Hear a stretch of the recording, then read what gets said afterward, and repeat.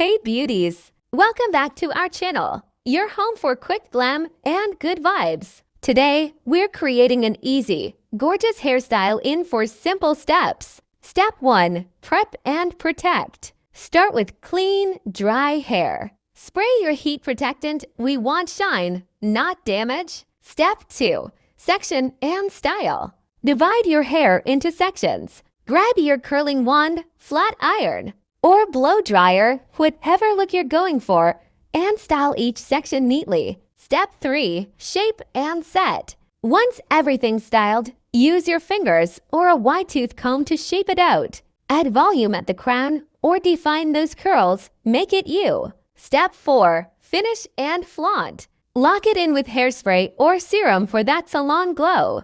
Then toss that hair, smile at the mirror, and serve confidence all day.